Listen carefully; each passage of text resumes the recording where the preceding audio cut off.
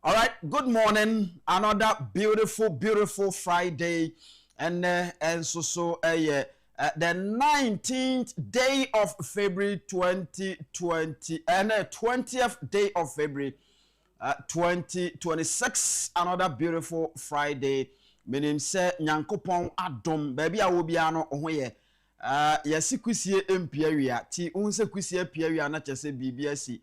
Today I am stepping into the shoes of my brother Air Commodore na fe me di dwumadie no de abrel na ene unim the dialogue there edu Friday a Friday financial edition and your day eba. So as usual yene yura Christian Donko ebedi enkomo.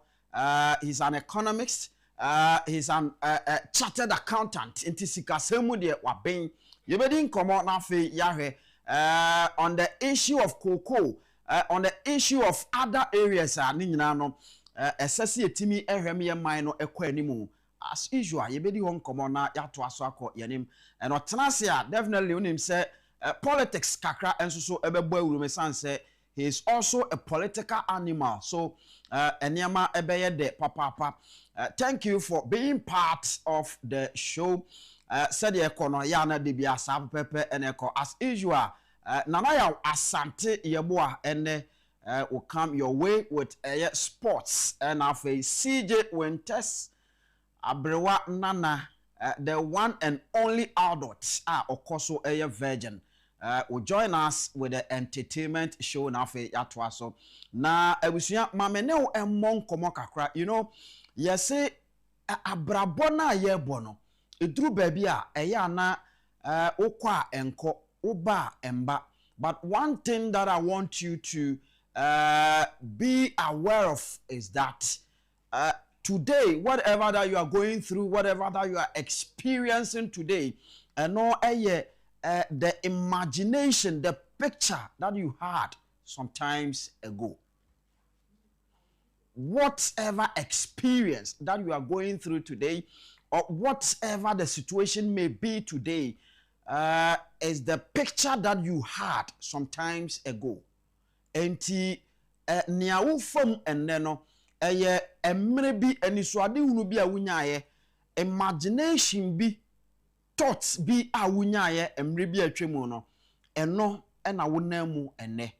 And so today me share unkran say make sure you have a good picture. Make sure say imagination no ebe capture good picture. Your thoughts will capture a good picture so that say ebem the next day ebe bibi papa ede amount. And so anytime you are thinking, think positive.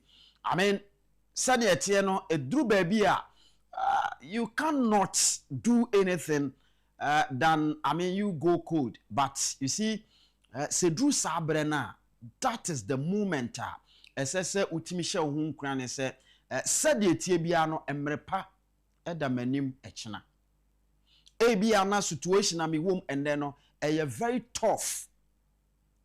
Opima empim oboso a embo udi sia na atu ode famu na why.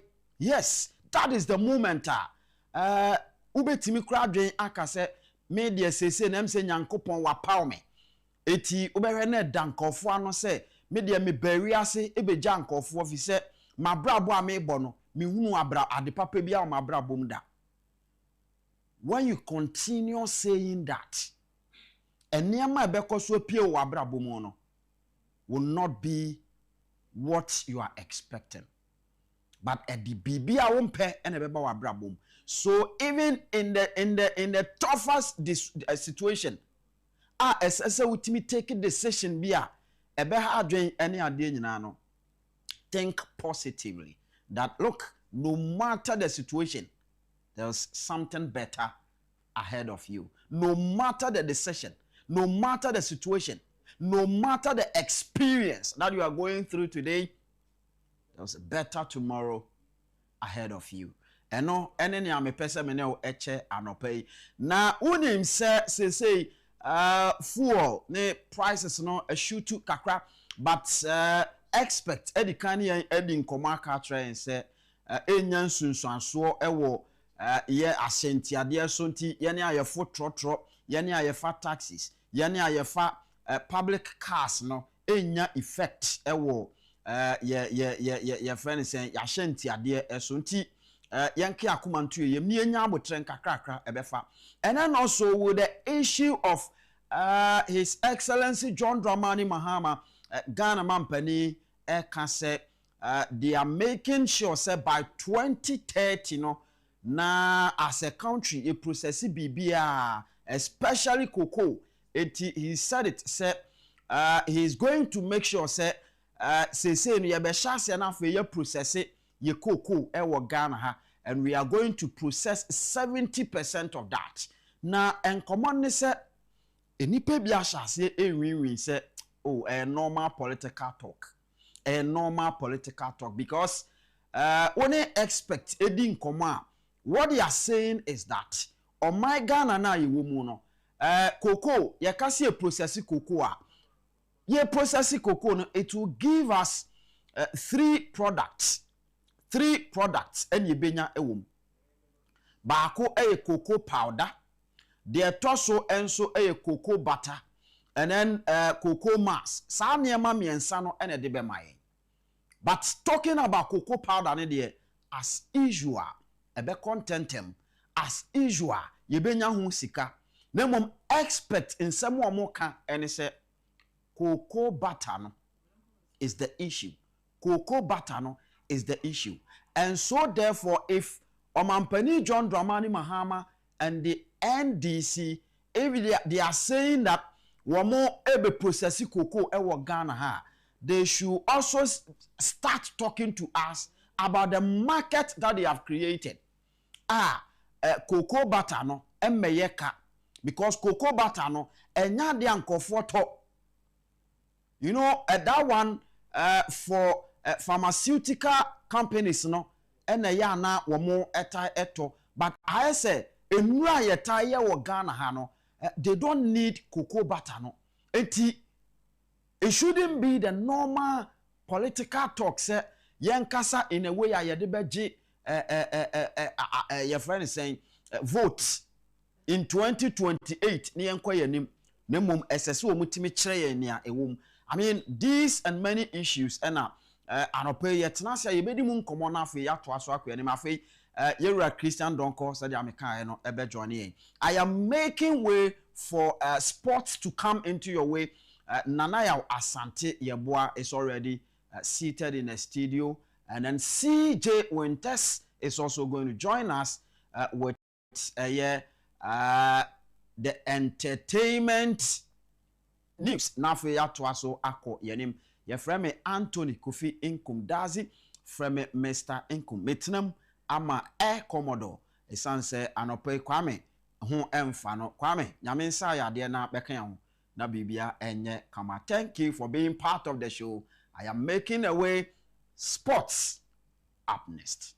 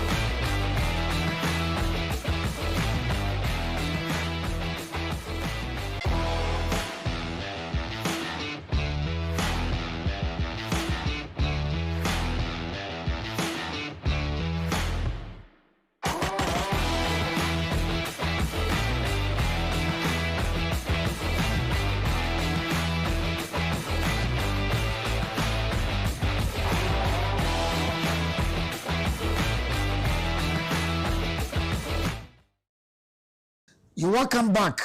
That was the great man, Justice Income. That's how I call him. Okoto anasa pocheni umpiewia nsuwede we piano pa. Oba bichu apoto wi oba no pay. Anyway, first time and yede ebro our dialogue show no so nana ya wasanti eboa kakra ye hold ma oni yemfi Ghana football. Of course, football is the passion of the nation. Mr. Ket Okreku ene police akwakushia IGP ne mpanyimfo ni nyina ne se kwan ombefa so a yebetumi ama accountability ene safety awo ye stadium no abaso. Enti Mr. Ket Okreku ne COP announced say Commissioner of Police IGP Nakasa Christian Tete Yohunu ana ekoshia said ye be ya yebetumi ama enyama akoye.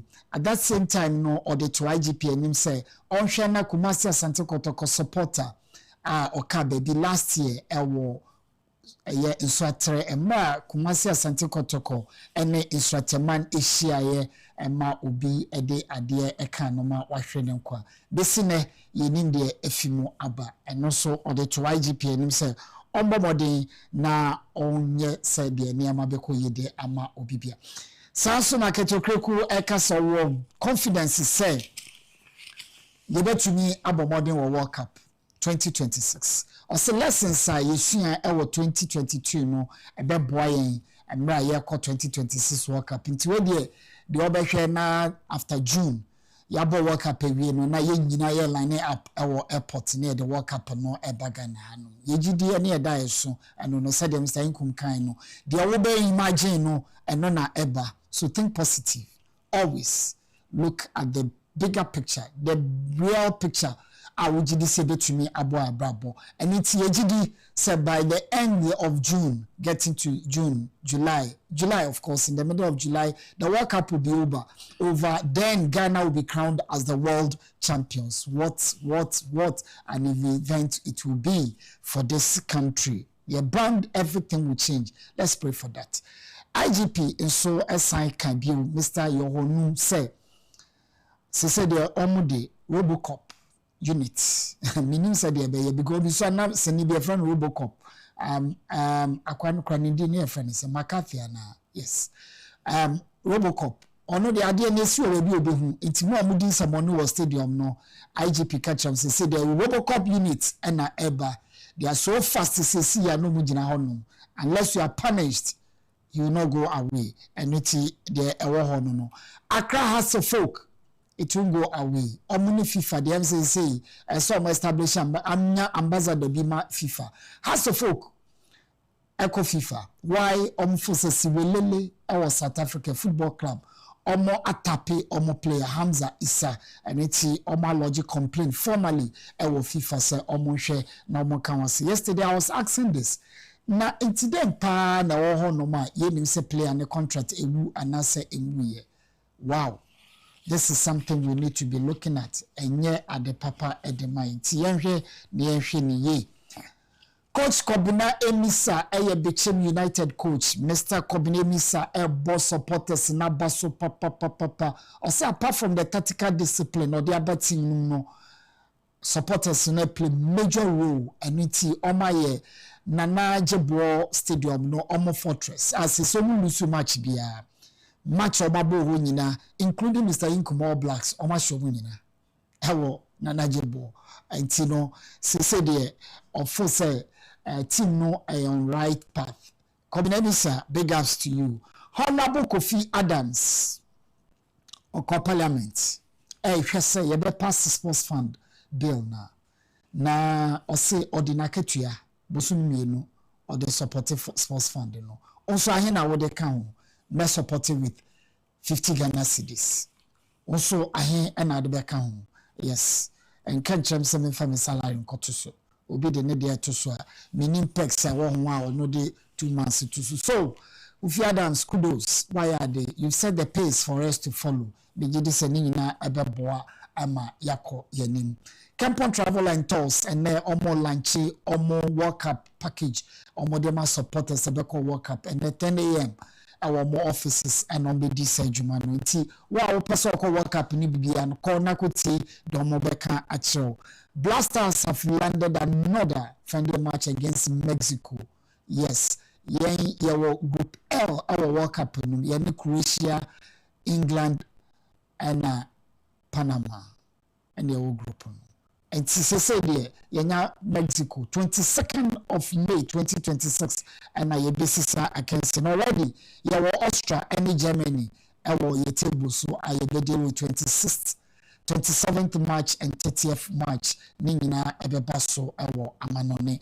We should blasters in the best of everything. Ghana Premier League matches are back also this weekend. Vision FC Nibechim United, Kerala any 11 Wonders. Ediana and Hoho United, Nations FC and Dreams FC, Young Apostles and Asante Kotoko, Heart of Lions versus Bibiani Gold Stars, Samatex and Mediama, Holy Stars and Swedru All Blacks. Swedru will be now Sisiade and Yama Onkoye. Yan the Black Magicians will go to my Bibia. Hearts of Folk versus Brekum Chelsea. Yanko French League on.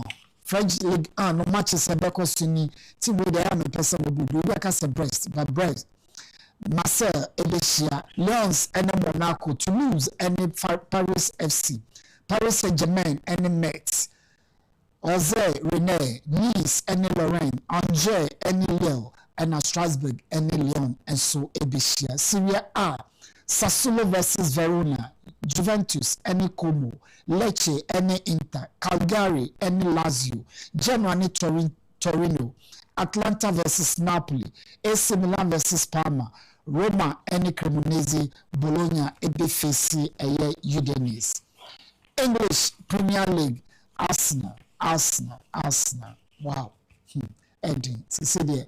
At the end of the show, mebo video bi anase mebo video bi acho Arsenal supporters omobo full off EPL matches because this weekend Aston Villa versus Leeds United, Brentford Brighton, Chelsea Burnley, West Ham Bournemouth, Man City Newcastle, Crystal Palace and Wolves, Nottingham Forest Liverpool, Sunderland and Fulham, Spurs and Arsenal. Then Everton, Man United, Newcastle to say so do All Blacks.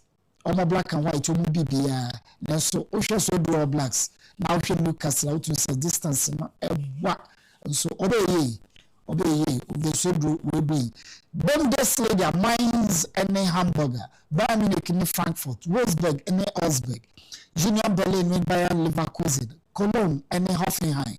Freiburg ni Mochen Blackback, then St. Pauli and Werder Bremen. La Liga, Bilbao versus Elche, Real Sociedad ni Oviedo, Betis and Vallecano, Osasuna Real Madrid, Atletico Madrid Espanyol, Getafe Sevilla, Barcelona Levante and Villarreal, Patis Villarreal, and so Ebesia and Valencia. That's a big game out there.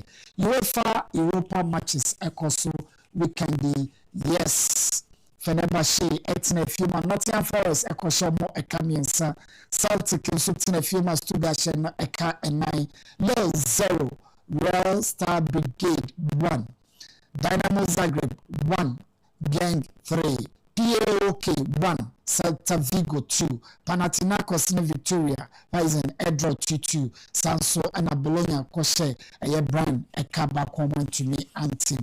Basketball finally they will leave this place for justice income. NBA results about and Ahumachi Hornets score 101 points against Rockets 105. Cleveland Cavaliers 112, Brooklyn Nets 84. Philadelphia 76ers 107 points and Atlanta Hawks 117. Wizards 112.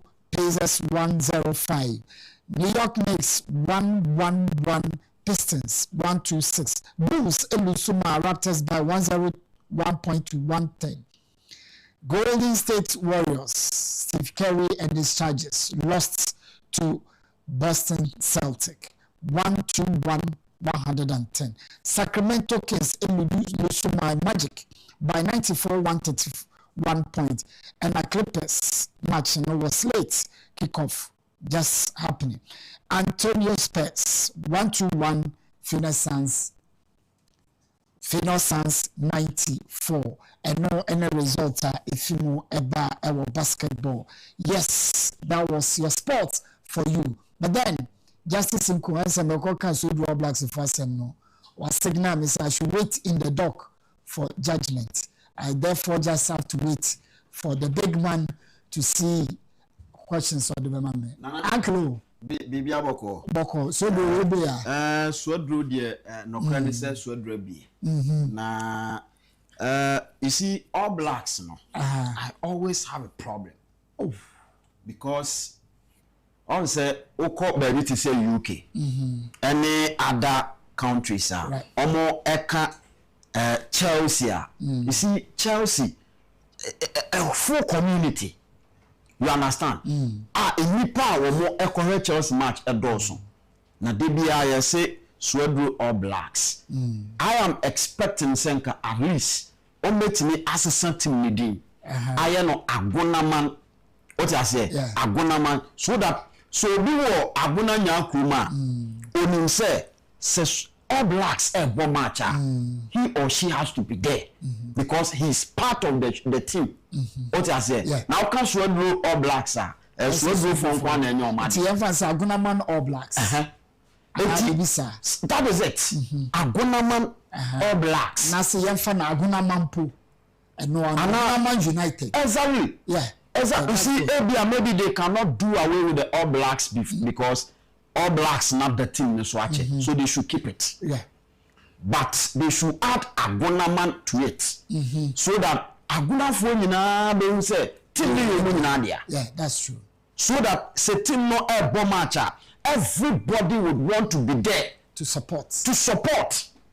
And team no will always carry the Agonaman sunsun to play. Yeah. What I say? Oh, to say Chelsea, yeah, Crawford need to Omako UK never catch us. Chelsea to say is legal. Zako. For the so 80 omo de no. Our community, like you saying. So bro Agunaman esun. Share bokum esun. Lebi say adena yankwa de a omo ye yankwa yesomu a na jinse.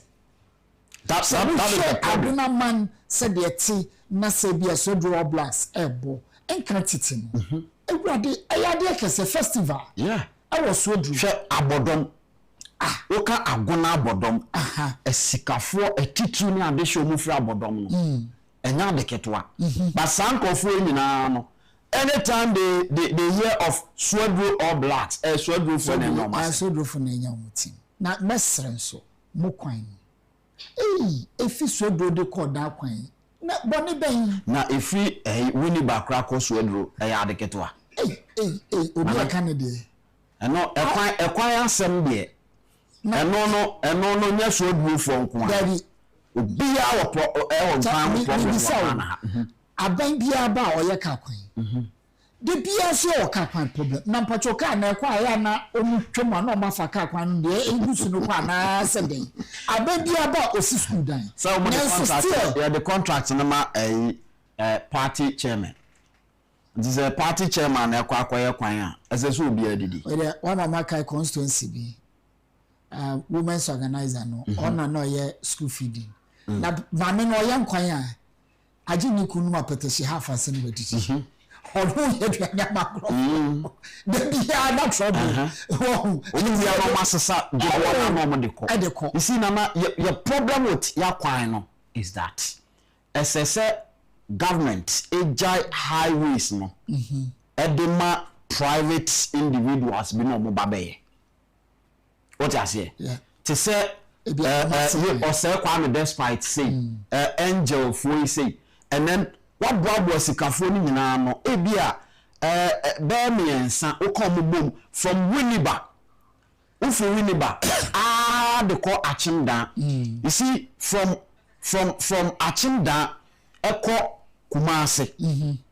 There was short road bia ofa Benasi we say nyinase no atie woma wani beba ahun so ana wo ni wadu biase very short no wadu but e kwan ni nyina anye eti saa kwan ni utwatum ujai de mesikafo no na omo ye na ye de tollbooth esi so a na ye jeje na wo mo all the time esikafo na da no dividend no ye de come ho ade ba ko ni say road construction a huge minya so between betimi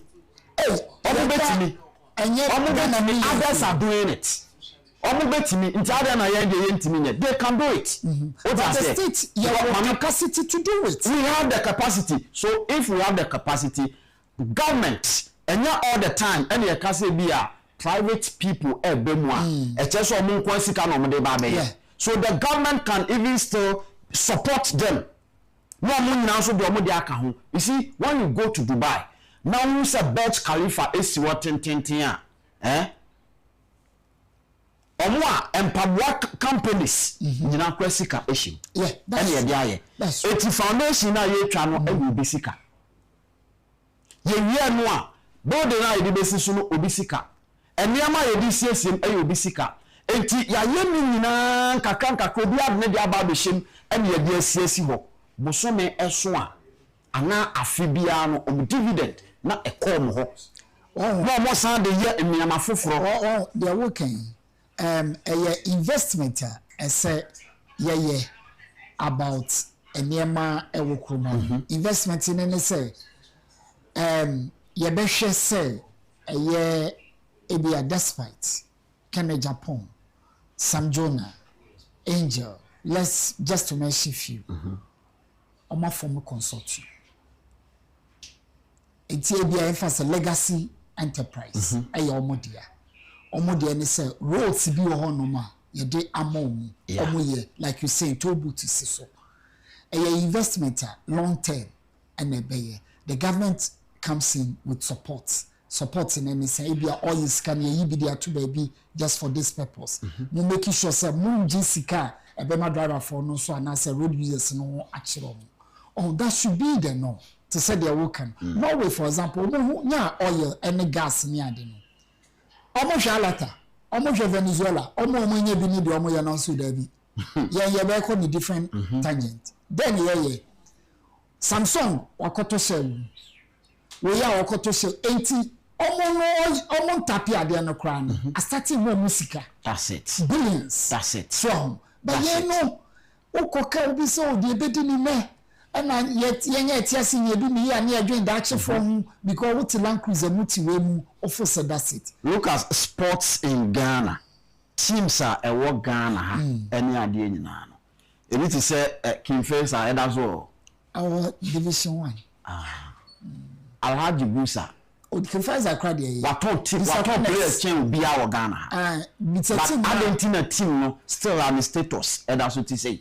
She team na mokoti okumasi ya fana corners because yomo yenu no fi central region no western t corners corners egu hazakes eko 11 wise ene ni na mu kakrakra ba bofokwa ede na division 2 so we ask what really is the problem omo nyina no yemfa ni Newcastle yemfa no Chelsea 18 something 19 OBB and yet it almost so common almost stadium Old Trafford be yes in 19 cinema Eddie Bess over 80 years still you maintaining now what's the stadium 2008 stadium massive Esipon what's also University of Science and Technology engineering electrical engineering what engineering Kumasi na Kumasi scoreboard assay you to me fix it as a people never did was scoreboard no so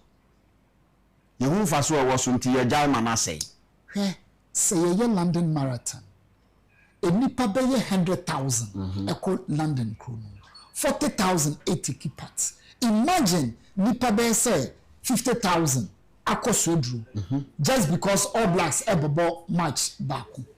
The hospitality industry, yes, traders, and their idea be yamom. We don't see beyond 3 points in it. And you see, and one say yes, so do All Blacks kobo match. Enti opponent no aba na team no so Swedwa Blacks and so are ready no ma kwesha no ma kobobo na eno ano no. There's no side attraction. No. There's nothing. No. It is here gusu be ye ni niama ye be see ya. You see Kwame A+. Yeah. Nana, watch out. Something big is coming. Kwame A+. You see, Nansenya obedi MP, odun who be share politics man. Ne man for ashasi nya so mfa so. Right. Look, we need to think outside the box. Exactly. Because enya sa Paul Abnotre kan say mi say senkebe ye ya anka kotoko any has matches no. GFA should find a way to sell it. And they say, Ebia metifie, me pesa me hwe match na. They should give me access online. Na mintu at least a 1 cedi kra metua na me hwe. Omo ebetima akọ stadium no, ewo stadium. Omo ntimi nkọ stadium so no, yetifie ni ehwe online. Metua me sika, se mehwe, me hwe, wo de wanya osika dada. What I say? Say 2 cities, even 5 cities. Sika GFA betimi anya in a single Asante Kotoko and House of Folk match no. And ansem ketwa. What I say? Can Nansenya has yetimi share Kotoko. Say Kotoko mo masa. On that note, yes, share omo bebe. Mo ye lucky. Because that ka share be share Olympics ni. Ube Olympics. Enti ma ya na ya ho na fe nana Okona CJ Winters aba entertainment so so any jemo pa amate say so ye wale me no sa ba me ye big wale of Kujan me shatter wale shatter SM movement enje no I broadcast other broadcast is here. Okay, we just go for a short break. When we come back, CJ Winters I saw a virgin fiti anopai. You need to be seeing if it's another Friday. So CJ, just take care of yourself so that 6 a.m. to 6 p.m. virginity no obi enko breaky. She's been here for a while. It is time for showbiz.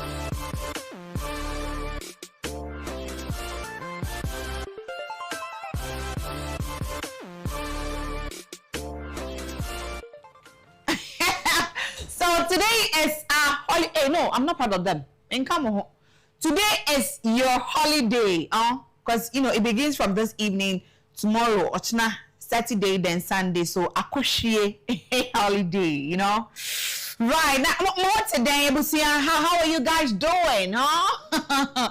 How are you guys doing? You all good? You all superb? Have you eaten? Do you have money? Do you want me to send you some money? Makaza kwa pepe money ni biha ho. Why? Nyabo today. Asem si ana mwenya onto say why. Today is Friday. I love Fridays, and I know say you love Fridays too, right? Yeah, we love Fridays. Because Fridays ni yedibi kwa trimpana, yedibi kwa weddings, yedibi kwa engagement, ye na dia day, yedibi kwa ye nyama, bibia, Friday there, everything starts on Friday. Okay. Ne mwana ho, munye lo wamaseni onu entertainment bits or wamaseni ngemi nye dialogue no. Eta mereku mako headlines sa kwenao mereku asema. Onta nyaba nkonye ni CJ Winters. Nyere kakwela. Hiya makata nyere kakwenyi virgin la. Ow. Abusia mayehe ensema ibedi nkomono. Okay, I endured 7 years of marital abuse by my ex-husband who could prophesy. Dinah Hobson and I can't say women are taken advantage of because they are weaker vessels. Dr. Charity Chumesi has said this one. And women should support their partners, but the men shouldn't rely on them. Okay, this one is coming from Apostle Dixon Kobna-Kumsen. And Apostle again says, childbearing is not a mandatory thing in marriages, okay? And you're compulsory. Do you get me? And our last story will be coming from Nigeria. Simi, the singer. Rapists should be castrated, burnt alive. Right, so details of our story this morning. Oh, we are beginning with our legendary, mame, sister, Bibia, the legendary Dinah Hobson, and Tuni Dinah Hobson. Na mame echemwa wakwa wari ema wejai. Na wari odi kan kwa no ebusuya. Hey! So foot me jina pulpit so nikuni no.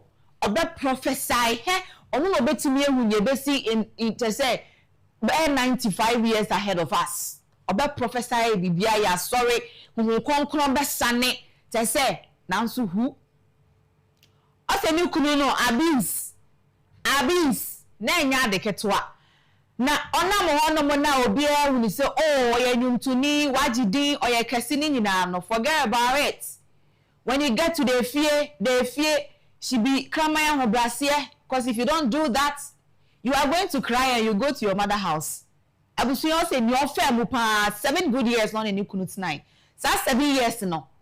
Nyamo fame no. Nyamo fame nyanya marketwa. And komoya course where bra no mokoye the launching of Women of Valor.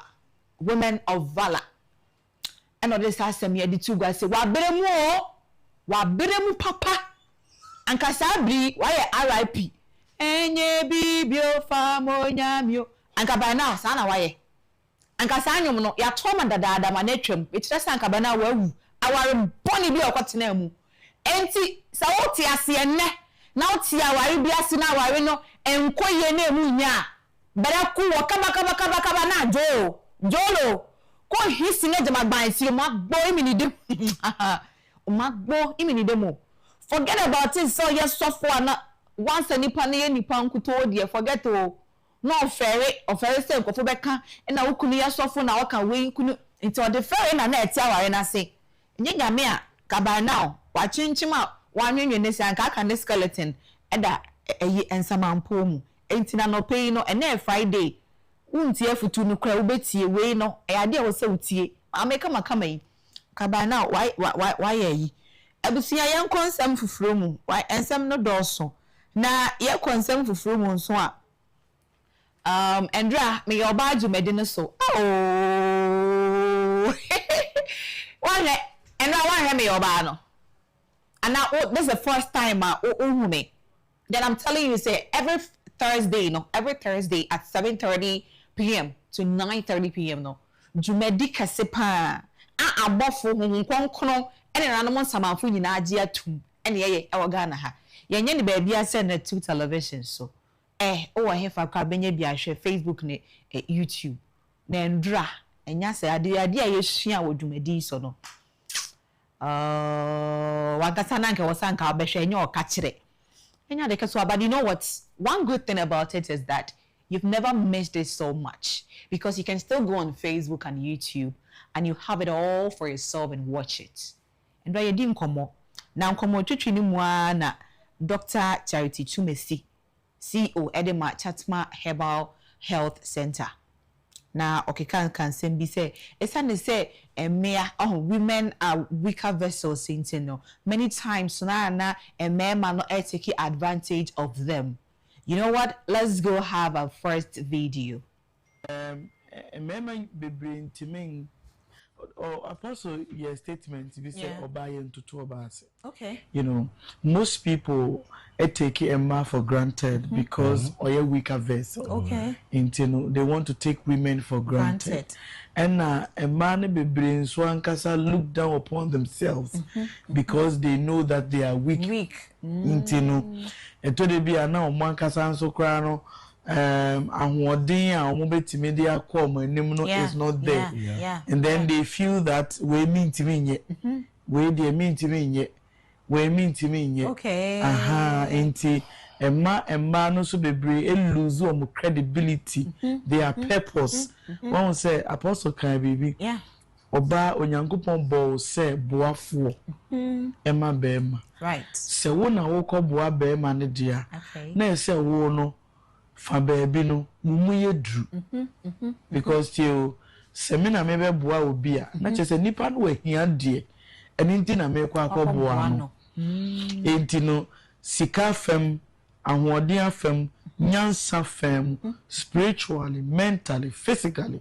As I said, me hotimi yedin na me de akɔboa no because answer na me boa obi no na kyerɛ sɛ me ankasa me gina me nan so me ankasa me wɔ ahoɔden na me timi de saa mmoa na kɔma nipa but sɛ me a me kɔboa nipa na ankasa kora me da fam timwa and the bed na wetimi bed na me timi aboa no oh into your bar as I said physically no mentally you have to be healthy mentally spiritually as I said true because when I woke up man financially as I said true one will say a bad sick as someone a man be bring to me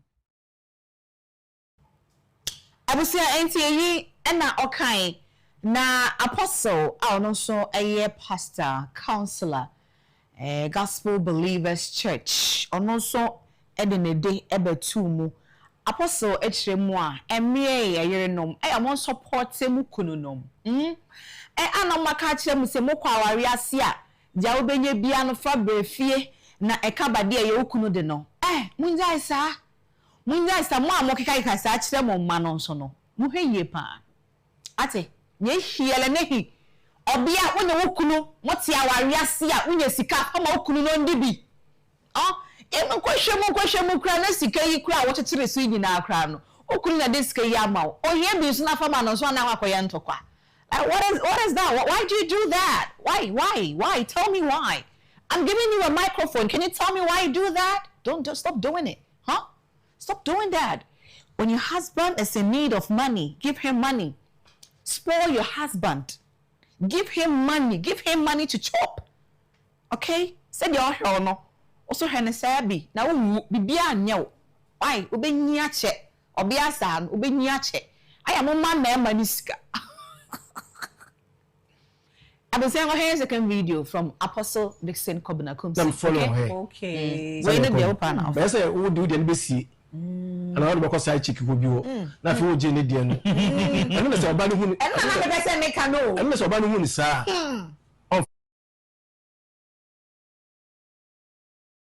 For 28 years. Yeah. And Yankumska wonder. Do me a bema.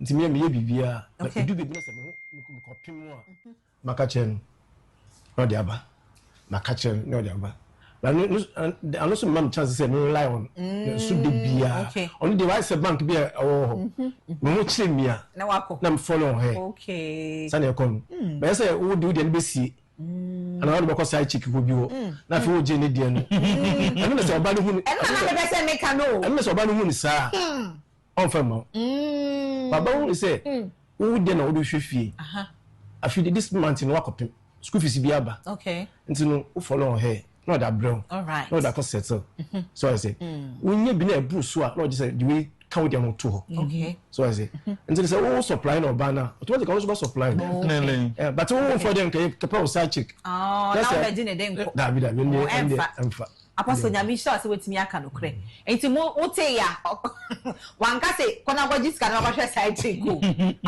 I'm follow her okay sane come enti Apostle ka asam no sauti o say wo be ma no enye sa kwa akwaje o yire ana say ga ni ska na da kwakoma side check o ye sa nyankopon obebu aten wa asase so he ya ma nwukra obema wa bre pa sa be ma no obema wa bre nyema bi mo ho anan ke wo say simple ma no ebe den pa dia ma ahekra on sakra nka enti no sika no se wo reje wo yere ho a di no se bi nyansem mu fire de papa bi enfa nkomo obi afoforo emma oyere mre na enjini ska fa nkomo enfa nkomo obi afoforo enya sa obe wintem o chire mu a o se wanka nkodu achi bo chire mu anko be kan no naka ho ana ma me nso makari a chro no apostle esan kan say aware a eya aware a oh me kwa kware e ma ware o say wo be wo ba na say wo hu ba no eno no doesn't mean say aware ne eya aware di mu ba wo say obi se bi wo be wo ba no eno ne enye no ene ebe ye ngina so ama o say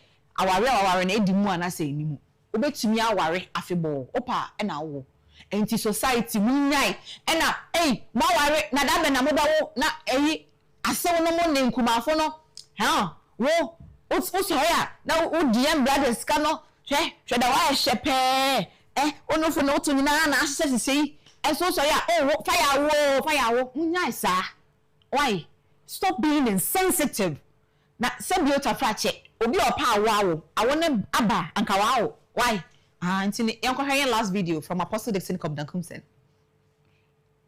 obi opa awo ne o ware nkuto dia the next year na you say you say wow so ya say this wow I want pressure no eba no nti aware yes me ye ware ye awonti na ye ware ya awonti na you bia so yakopɔ bɔ no so omra asase so omewo nti ba ye da hye etimi no ebi ye dobidi ma de sene be ye japade no ebeka fie okay because uko abrochi na de ya omono ware say awonti no ware ware say bobo bra okay ebia me vision is me so bebo me so bebo wo so de na ye pija ababu so so what I say and you know it is only Africa but and I make percent as say enya awonti ehia wa Africa de ehia loko western world na omo ndwi sa dem but for Africa de ehia say awonti na ye o but no so amma awano so ye complete ye ko for bra ma wo a ama awonti akola ntin aware egu no so ho ama wo awon dia abesi adi separation aba want to say na say nkonfobia ka ye DNA test na dia you say yeah say the separation aba aware but say ye say yan wo na etias etu a separation be anywhere beba nti nkola na eba awonu ayin shiro mum je so I say yeah ayin shiro wa aware mu say nyame de ma ne ma Bible say the children are heritage from the Lord. Okay. Abusia, we apostle wakachi boko wadi to 1 2 3 what ya se pepe bibia intino wow di mu bia no na wafa yenko wie entertainment no ewo Nigeria na Nigerian singer aye Simi do ke aha ono osi o jina ho ediama emia ewo kwan benso emerema na sebio tafrache mu repi emia wa no anase emia no munyai yo to mesa de na aya moye no na eyi na o kire mu a se uyo oberema na se ukoye bibi saa uko repi obia bia sebio tafrache omu ntwitwa wo hwa saa na okan yo omu yi wo hwa emfi ho anase omu show abla won kumoye oberema bia osre empanifo ene won a wo dida saa nkuwoku nani munisi won fa emre bi mra se sa wo oberema na se uko repeat obia bi sebio this sebi won twa ana wonyi wo hwa emfi ho anase omu mban ne alive eno ne saa no ebeye deterrent ediama the other ones no na ene so also to mu also no Nigeria emia bebre na wo ho no musuro so mu bepie yerenom enuamianom na de ade osuro so obepie cause obepie sesi eyi ba ma bia wakwakoye igbo na wakwakoche no akidnap na aye ne pasa poso abra ompe ti se sija me na ma me virgin yi betumi abọ me homodia 47 years ni a ba ma fa ne ho nka me da na like why would you even have such a thought? Hey, one child man, you can't o manna. None de wa ma pem wo chona. Kana hiyo kwa wake jama no kra ma ba hiyo. Sha, enya, meraku asia. Imagine na ma imagine in heaven. Etanyi majibe ma wonada o. Ese a. Enti ne sana simi. protest eka so omonye merima sa na bibi sa baga na ha no ma unua merima no ana ukunu no no are they safe? If they are not safer, then they should refrain from whatever thing they are doing. And when him say bad, mo amure rapist, yesre mo munyai se bi ota frache se sia eyi for e sha me magbofu so den dey free omo na mo bebre e bi wo no mo kra mpo na eno ane so we ma no we 10 cedis ubenya bi and se sia pa den na problem munyai mate eko weekends o kwei hwe ho so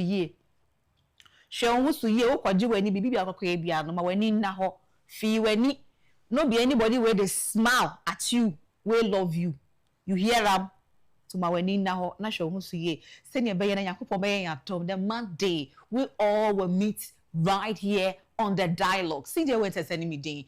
Abrewanana, oh my gosh. That's what Mayor Virgin. So Mr. Income is coming, okay? Mr. Income will hit me or the Bremo. So let me go so he will come. I love you guys so much. So stay safe.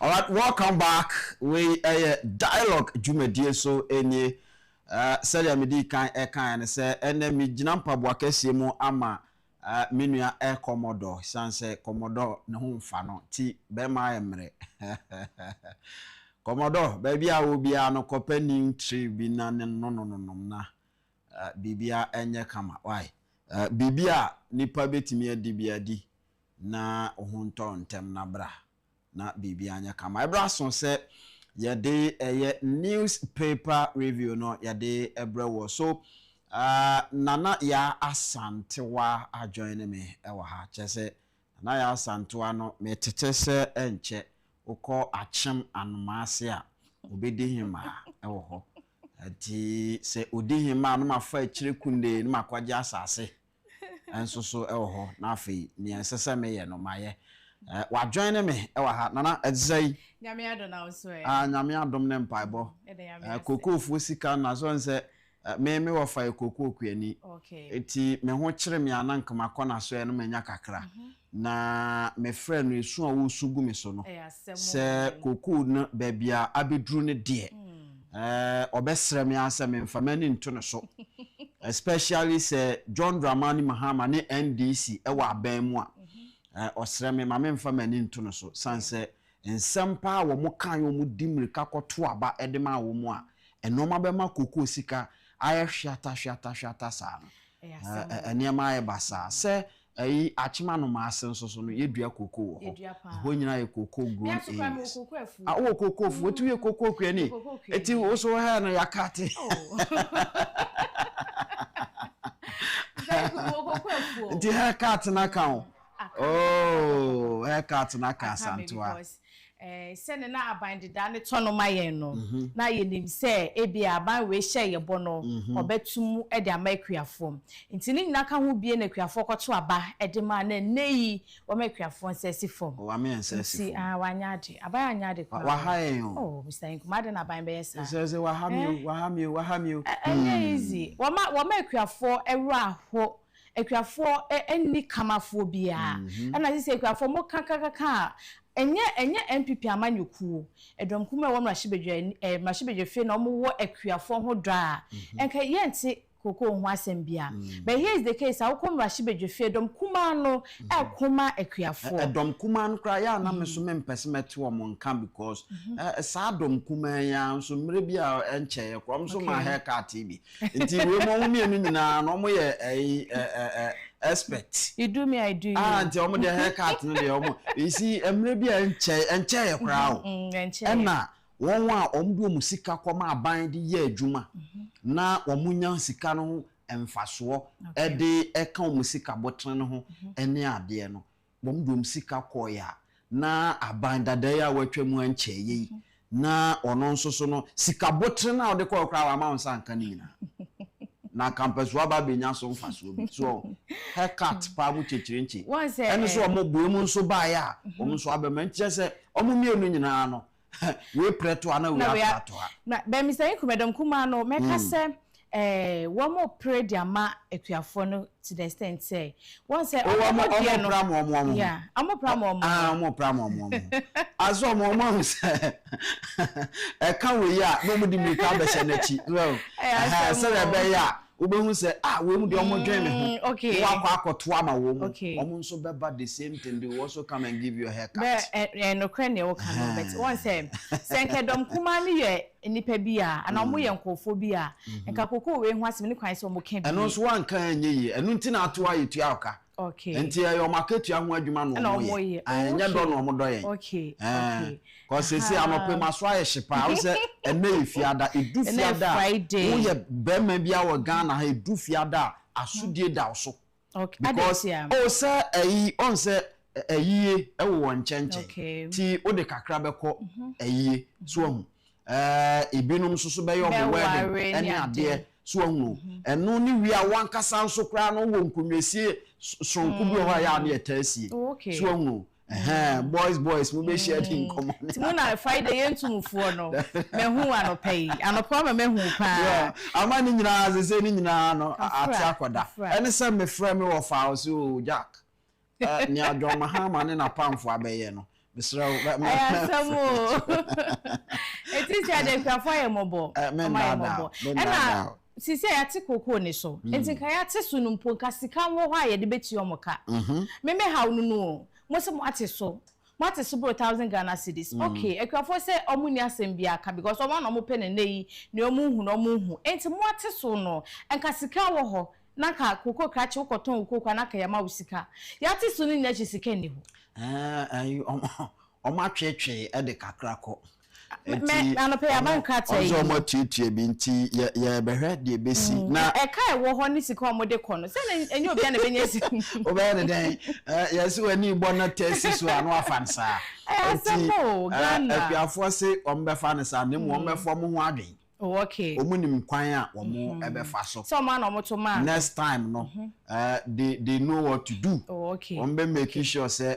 omo ma enema bi esisi ne sa niama no enkoso na wo the democrat no wa ha statesman e dey about say security and intelligence bill faces minority pushback nti we no e wa ha Mahama asked to remove to be kwache over assets we enya nso so yensem a e wa ha chronicle enso so de bi aba Mahama's 855 million hamper for cocoa farmers and also so and that TV no so no ato forcing gina we haircut mu nyina champion ono da ho no papa yi kasapa ato wa be ma haircut no ato new crusading guide to Bokra Town so our house CDD filters Mahama's reset agenda delivery.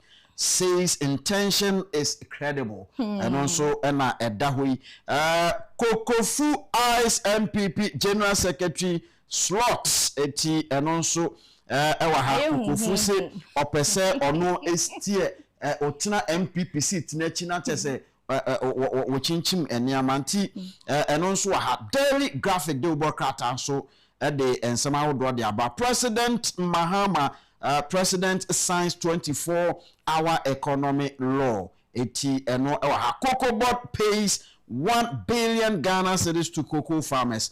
Randy Abe enso na wa ha afi daily guide de ubokrata anso so de bibia ba. Or say AG failed to make case against me. We chairman would to me asanto adamfo ena wakasa ewa ha. Afi say we enimu hanso so a infoni Russia brand infoni da ha. Or say Russian tourist identity in dispute. Not just say abrante na ansa ne hunso wonkofo bebre hu ti say no oya Francisem oya yira a chese no so ewa ha majority justifies cocoa price cuts. AG government release 855 million for farmers and also so enyina no ewa anti asantoa mienkwai Mr. Inkum I was a sha no pay eden kata hodra yen saka amayahwefo ani etiefo me sha se edi daily graphic asha se kata farm eto so miensa na Ghana man pani ye George Mani Mahama wo pani funi eda ha sei ni to abomu bra wo press e bete no so abase man pani wo hye Ghana football se nyame ya dom na se Ghana for to aba edi mana wo be hwa boa emoman na tie gina ye ni policy ba ko a wo de betu dwama edi Ghana for timu dem mo gina so to aba edi ma no 24-hour economy nenu ada ukopemu ewo mrahye a wo mo de eho emra nyina aba betu ho anopai kata yi eboye mu amanie ebusa kata fa to so dunia sanso ewo ha na nipa nifoni eda ha sei eyoro Ransford Abe wono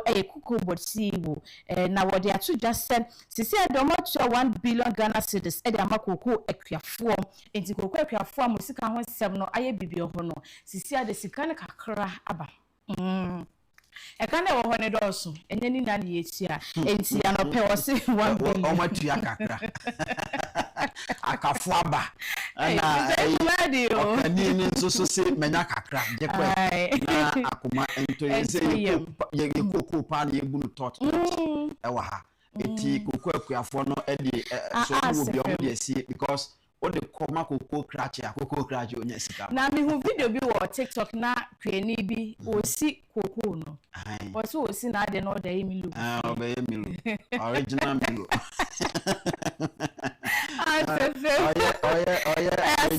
original milu eno ja edu anopa na oye ya no asakakra no ware edu awia wasakakra no ware because otonwa sika no anka obegide akoto aduane no emma eti sesa na tie dia na chese enema e basa na wodi misai do na beko Ivory Coast I'm de beko misai ku woni Randy Abe what say sisi ase ejon like eba arena na iti say your position na say untimi nye ebu adwuma yi a upetunyi by force Mr. Inkum. Yeah.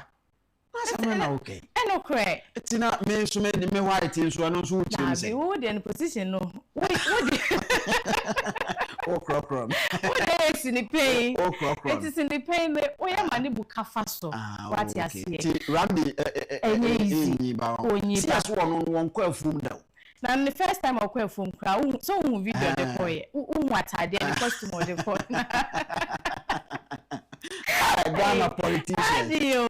What say mpenifo baby omugo mse wodi wano edon ra ebi nwo. Time ana na do dan kwa kufade e ma mpanin no. Yin na yeni musem a ora yi kan ye. Yetisika so komo den kokko no wonti me toto ne ma ye na do dan kwa kufade tirimo den wo ye mambofo mbu akuafo. Wo enti se na wo kekan ye no be ma Ghana fo be hu se kane kokko board pani odan no onye na dwuma ye.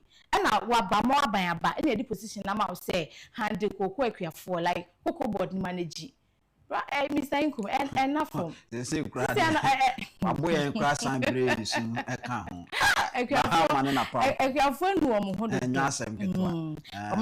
next time omo kasa ye bete din ye beti o masem na ye wi ana afa ye ho me hu ni se nipa ba ko a wonya position a wanu ne ho anyone no oh of course oh na day na entine kwafo yi enough for moment enough for moment nkwan de onya haircut o ne nkwan I hope it's plenty. I shared a quite poor befa so and yama. Ebusa me da so ekita daily graphic katafa. Eto so do me sa. Na GRA NFA national security. One more akabo mo ayedwuma so bi e wotema port. Ne nyina ne se tracker bi a eyema akoma 12. One more akwako load and nyama free port a one more deco. Na enema bia ne wo mu no eye cooking oil, spaghetti NFA tomatoes. A one more di ababedu Ghana has said to say, and Como Fanico de duty was Sonia Joe Betty and Comodeco. Now, GR4 and our national security no Mocabo one, one more aqua coche, sa and quofui, and no one sem no el catafam. At so do me and sa ewo me cataimu and pain.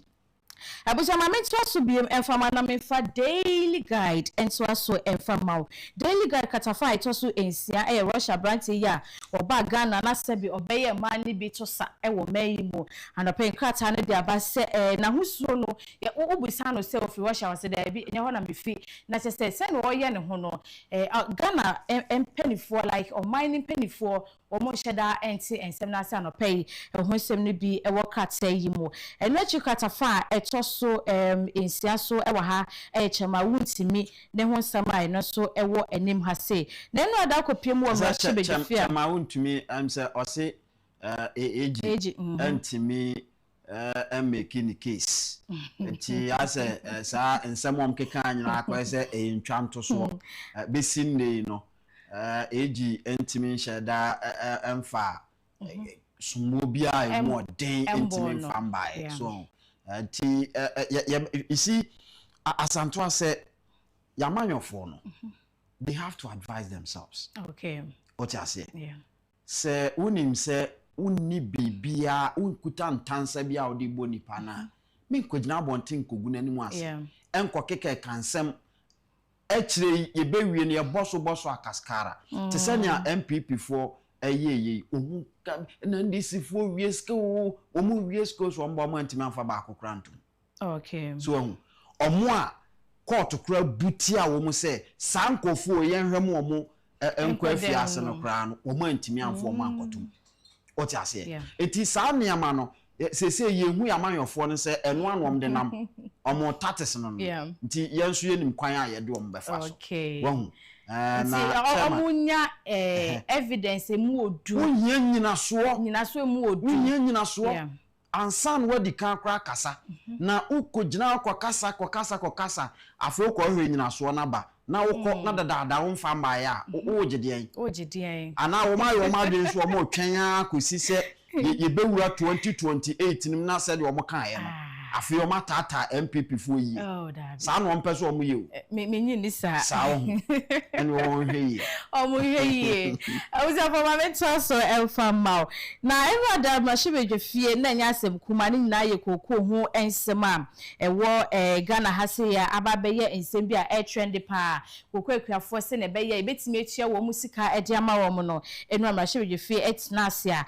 ababe to dwa ewa hase aban no ede 855 million Ghana cedis ena ede akwakotua ekani bia no pay ho nsem so eda enim hase enu achi katafa itoso miensa so ewa hase Ghana mampani Yera John Dramani Mahama ne 24-hour economy bills no bill na aba no eno so ho asemo ewa ha bia no pay me bo mu amaniye na mame fi ho na me kwatwa so ewo the chronicle enfam Mr. Inkum, ara ho sem ne se ukopie mu ewo sehia kokwa akuafo no madwa Womo adwa papa na womo si womo ye oye kire e de ati aban no esan se Ghana ha tuntesu kokko e de ati aban no ade ba kwa me hu o Ghana ha ne se ewusi kasem ho koka mu a ana se aban no ni wudi konofi kono agro bi na se wonte ase a ade a wo yi aban no hu se wani abre ye oye kire nti akuafo no mo adwa nkasa womo so mo ye oye kire e de ati aban no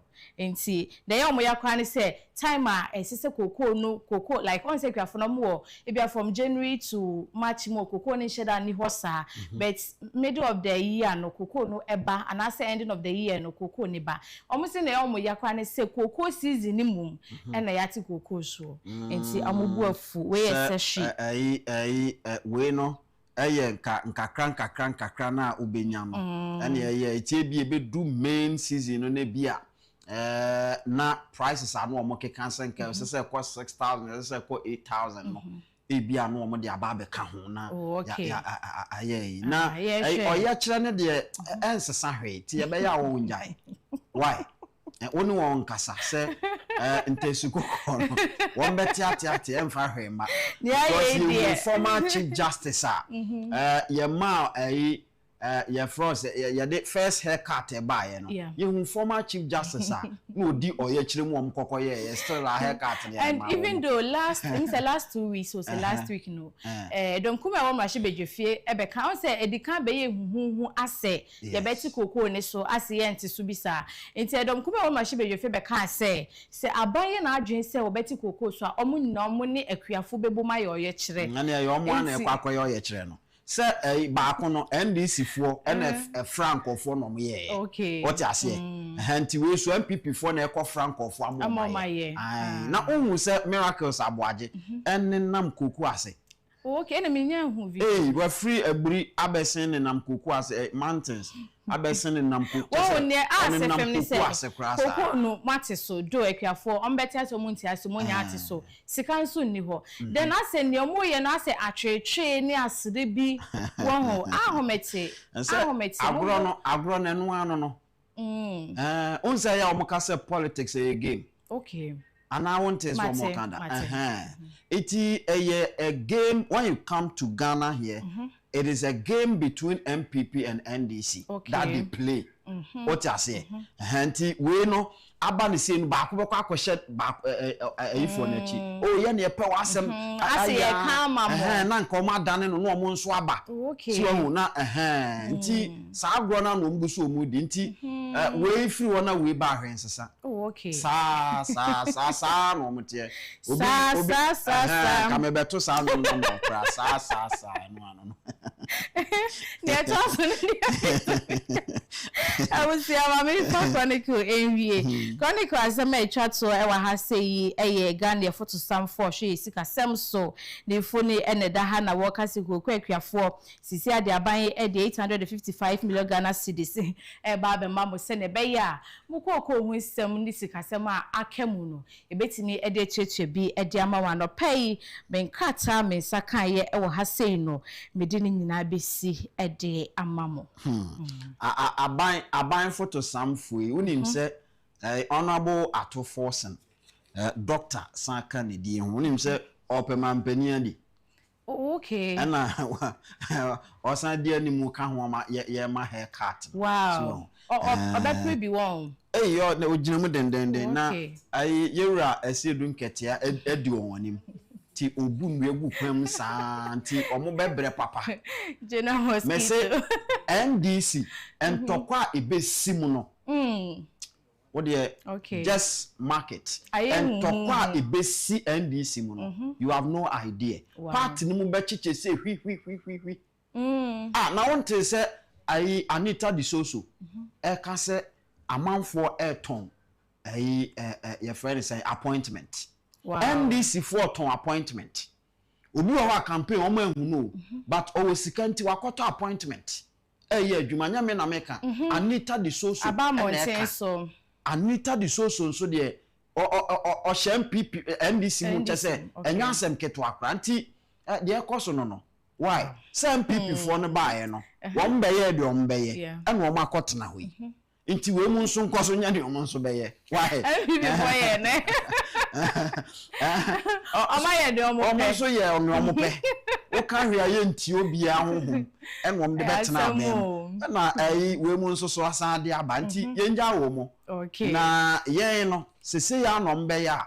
Yen so enim ni aye be. Se ene efiada ho. Ene Friday. Ti ene no o kwan da han na o nchira o kwan o si wa chira kwan. Ene mi wo fie. Wo ye sure. Me am nko ba bia. Me ne bentene elken dia ya na ye ko baby. Ene focus. Ya na ye ko baby do Friday ya. Nyanya baby ya. Ene se ye besi nkonwa. Ene ye nyanko fie. Enkofo bi program na mo fe na wofu mi ensi nkonya. Se bia no na mo be ye. No ana ye ba be ye.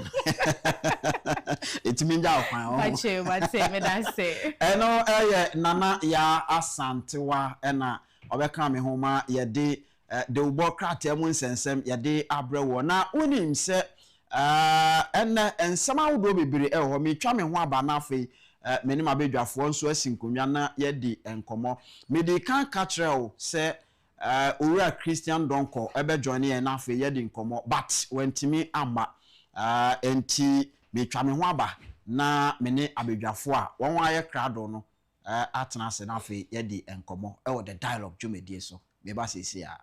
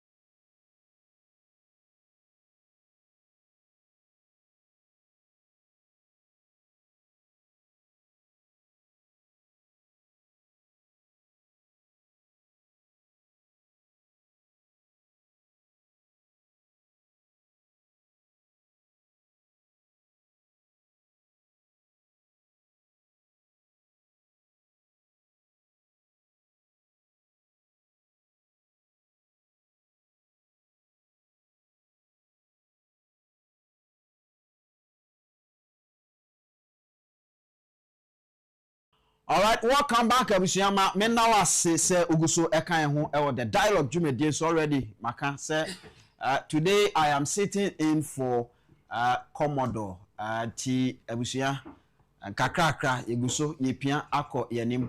Na when him say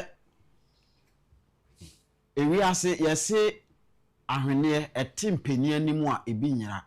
Cause peni ani ehunu bibia. Iwuraha baby ebi bewura bia no eni no etimi etresi peni ani timi tresi edeba enti anopa imene empanifo a wonani etimi etresi niama etwe ede ewura bunumu ena yeba bedi enkomo anopa mene eye owura Isaac Clotte ena mene no edi ehyemu ewa ha ena afei nanayaw asante yeboa enso ewa ha ya yeba bedi nkomo anope na ene ye nkomo a yeba bedi no eye the 24-hour economy yira John Dramani Mahama edi ho enkomo kakra yebehwe video ni bi na afi ye gina so edi enkomo and then of course the latest in cocoa sector and also yebehwe na afi ye di ho enkomo. You see, you release 855 million Ghana cedis already.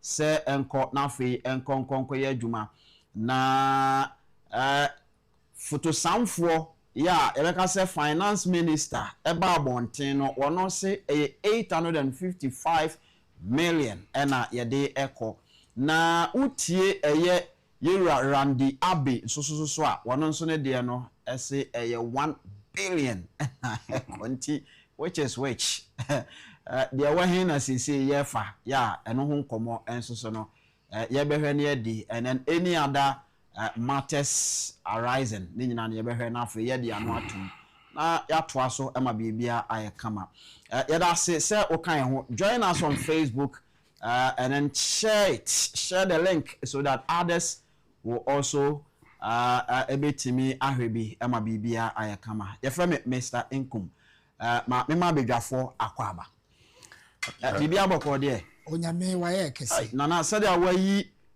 o spectacle di ato on de na chese eni braba se koko kwani we koko kwani me koko ne me chi nyina ye koko bibia ana say owura Clotte de ono de emse ono osan ye me papa onye menye sure so ono ye koko ono Randy Abbey nyina ye pe bo omo ye koko omo ye ma ono antu na no mutu ono Randy Abbey good okay the player say yeah god yeah oh nyame adom boko yen sha say mamima your sister na obi just send your sympathies to only in the family and almost ye omo yi omo mami omo besie no ene so a key part of Oman FM the 2 TV and the Kencity Media on no ye gap program 90 for those of you who don't know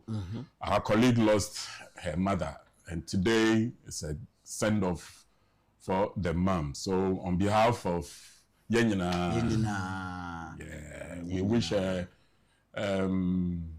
you can't say what you ma wo yako esama wo mo hyeden that's right nyankopon ono ano de ma ono ana agye nyame na so nim kwan obefa so obekekere won were na ama bibia nso aye kama fantastic ye free ha me sure say ye de ani ebekere ho na afa ye nso ye de ye moa akwakoboa ama bibia aye kama right ti abusuya mo hyeden ye nyina ye kam ho edi eya ade dru sabere ya upija wani a eto kese nanim eno ano no onim kwan a ode yen ebefa so said ono abo ken ekan no say God will take care of you bibi abe kam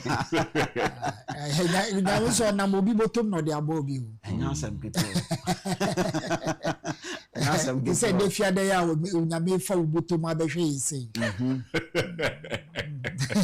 want anyway, the question I'll be saying from the beginning, Randy Abbey, say if you you have a point. If you back on your supporters of the glorious club, Accra House of Folk, Ukaya. Sunday a chemu ya den. Ya share kotokofo. Fantastic. We are the famous House of Folk. We never say that. Until when I'm in Randy, we are core supporters of Accra House of Folk. And say or call House of Lions. Me still phobia. Anyway, Anuana, yeah, come on, Sam. Cocoa board, and cocoa board. So you see, Western region and now Western North. We farmers near some kind of Western North demonstration. Exactly. Say, in spite of Bibia cocoa board, Ayabia, sympathy pay cuts, Nina no, say, but they should give them back their monies. And one here. Now in the ongoing demonstration, NDCB propaganda be by say in Crawford were hired and made to go and do. They were paid 200 or 150 Ghana cedis to go and demonstrate. By who? By NPP. Or more accused the NPP. So now me person me bisa where they as bisa. Said the farmers. One kasa or more dream say. Mia yetiami ebia 10 cedis ya teso 7 cedis me ka say yema me na me mbo ni pakra oteso no me mbo na baso say oh why are there what me say kaso. I mean come on yemfa ne Kencity ora ken wakache say ebia Kencity is going through hardship and may ABCD even though we may agree yebejia tum no and I will take it for the development of the company. Behind the scenes, we wish it didn't happen. We wish it could have been better, no matter the situation. So there's no farmer who I think in his, sorry to say, in his right faculties, but can say, for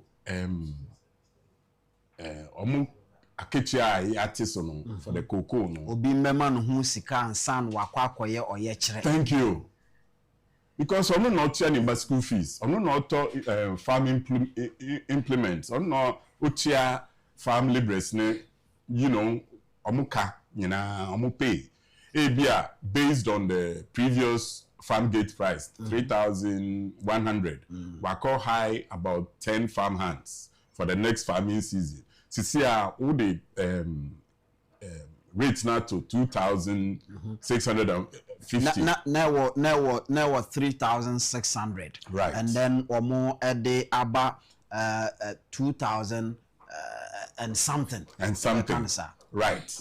I mean, how would they make up for that shortfall? Me my be high say for the next 8 months, who ye juma mami based on X amount of money ebeba.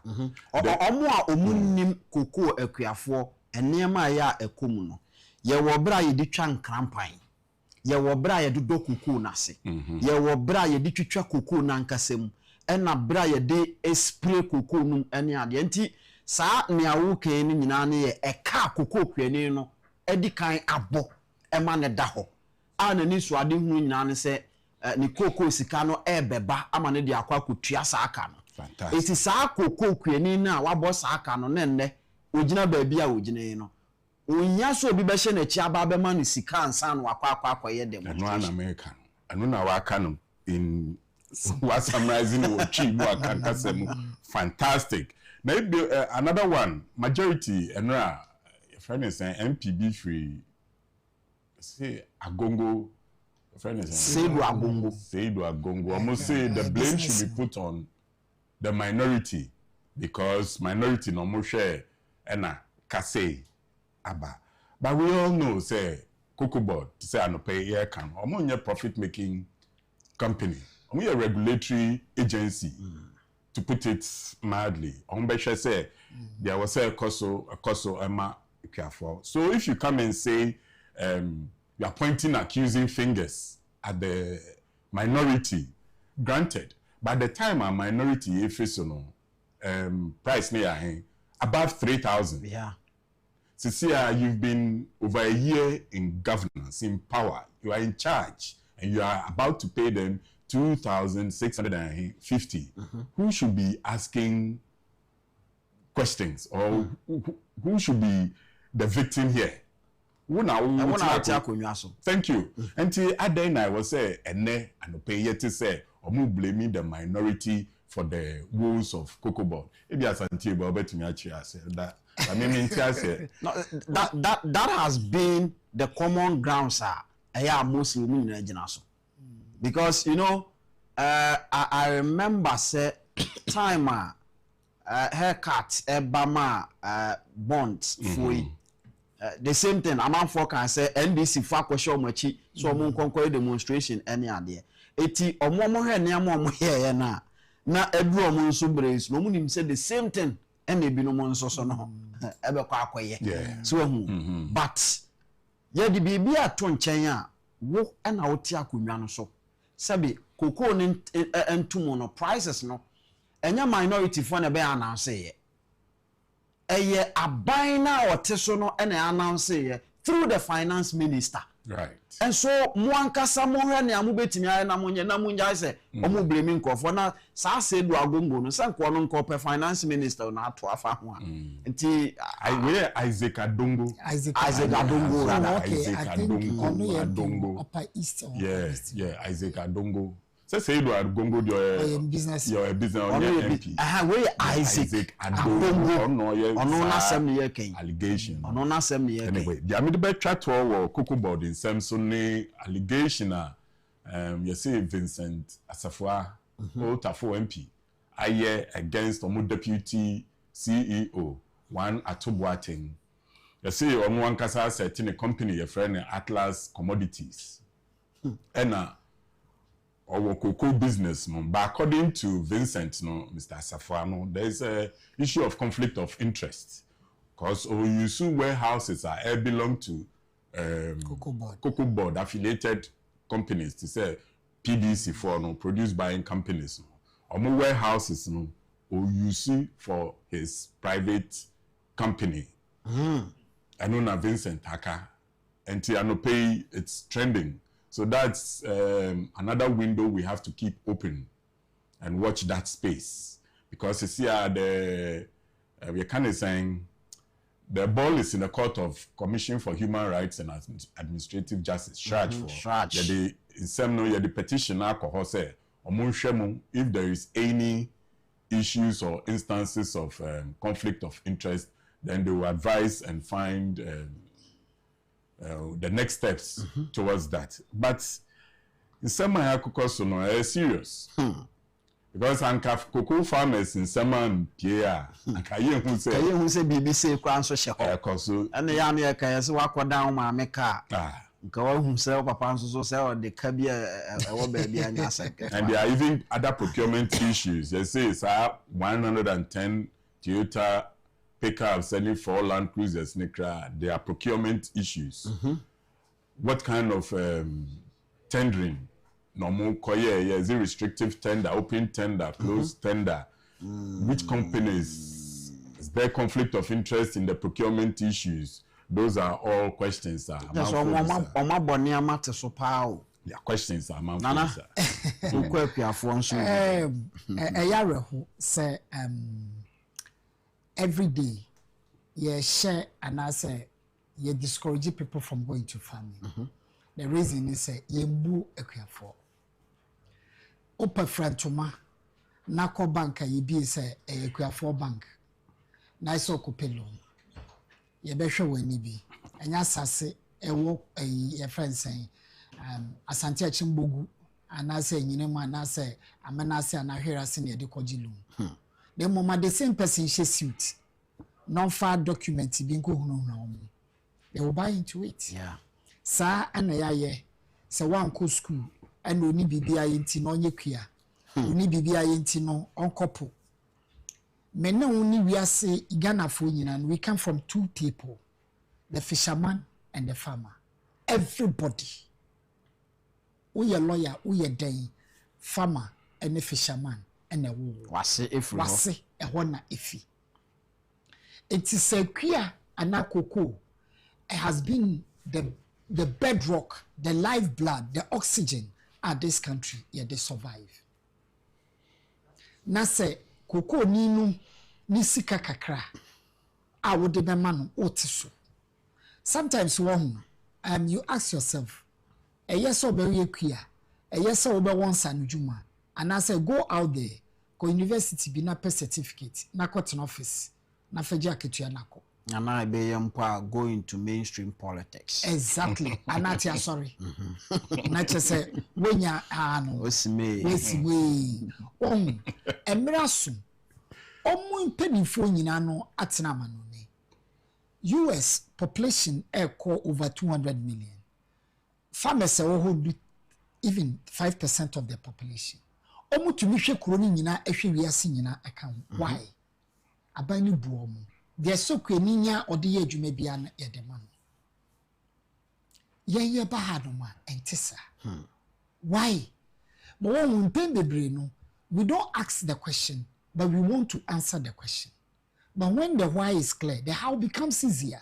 Why are we in this situation? How did we get here?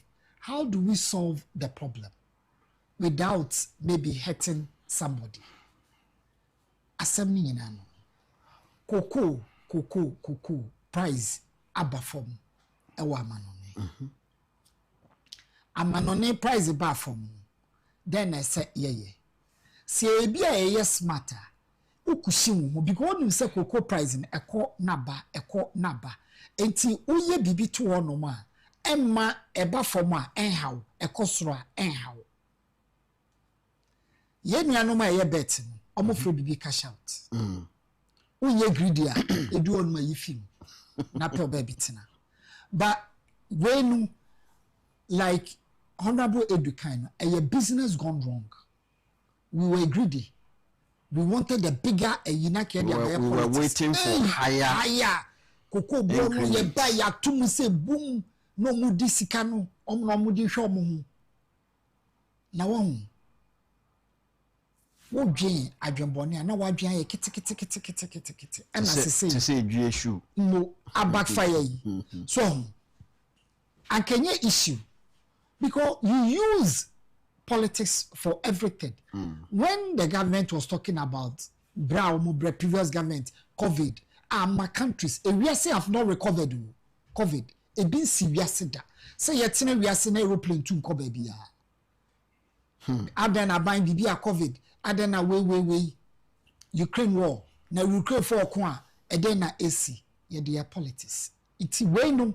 And can you politics? People understand.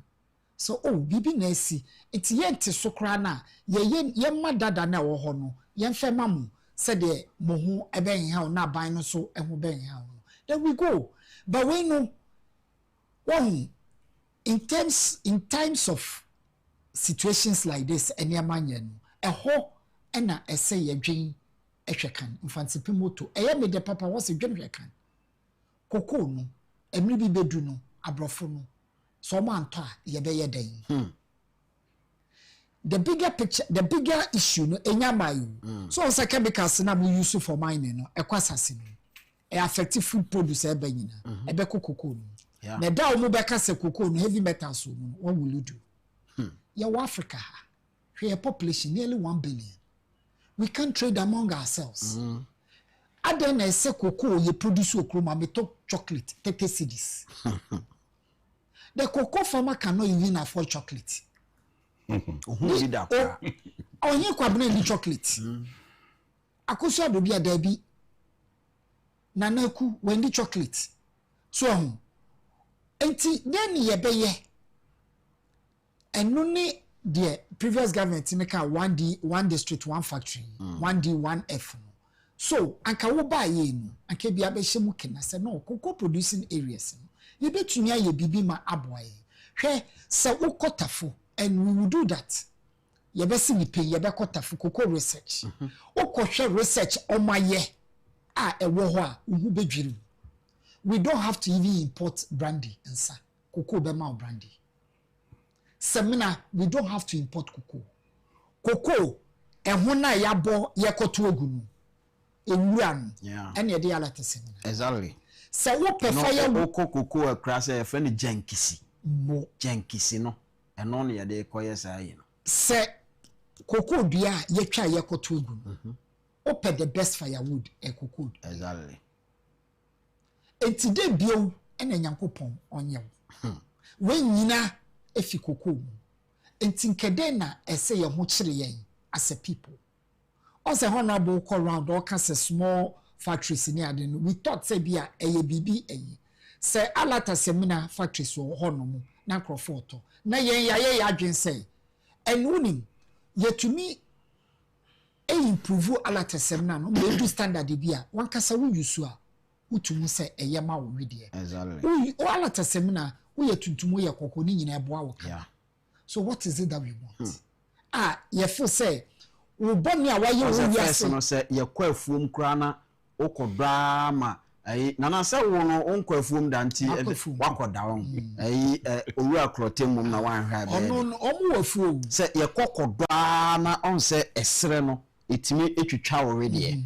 na sa nkasa ebe nso timi wo ti obeba no na say ohun hyehyew odware nsu hye wo de alata samena no edware nsu hye ye wi a ye san kora asra enu abi ade beche no na chese sa ya wo ni nyina eko won enti koko ade bia wo ho bibie no a ye totwe no koko bibie no a ye totwe no enti nkese ye bu o the fact that someone doesn't have the certificate enchere say onye obi a odimu ye problem ye wo kroma no enti obi a sorry a baby obenya certificate bi odeba cotton office na o certificate ma obi se opemre ehia wanopa a wokwafu na waso akoko anopa wakoso na nsuo nu na mohu o kwaba na wabese akọ school na oti office air condition car to office na bosom ye ma over 60,000 Ghana cedis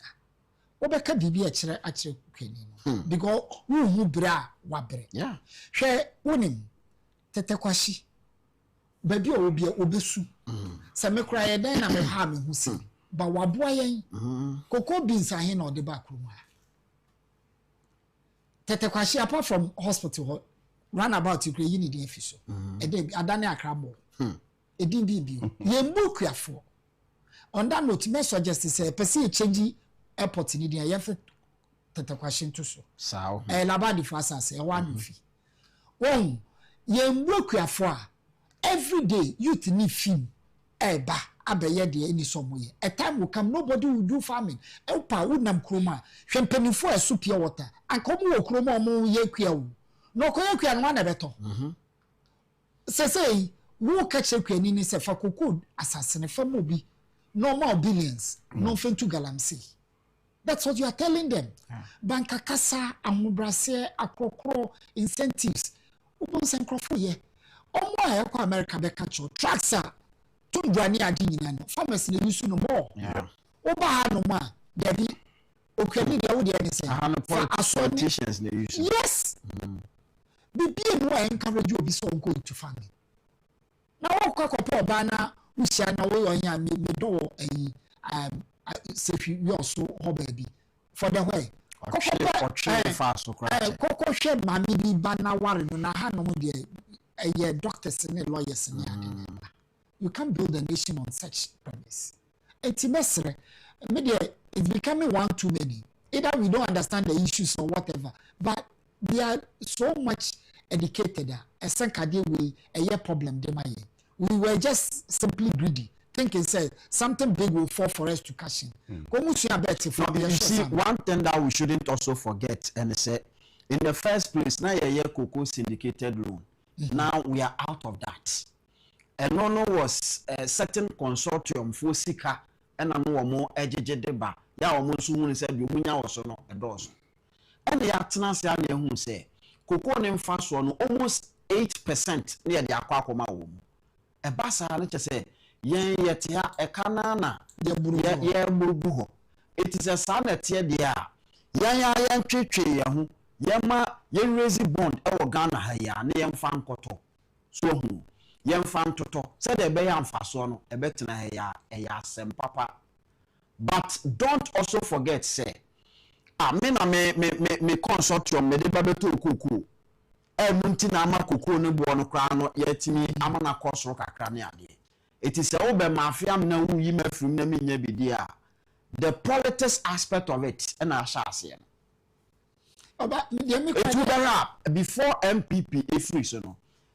It will be, I think it was 2024, 2023 thereabout. And also now, Sikasem no IABBC. You see, it was Abayan Kasa Nebemu, normally some 700 million be added far ho baby no more the cost of two cocoa for no.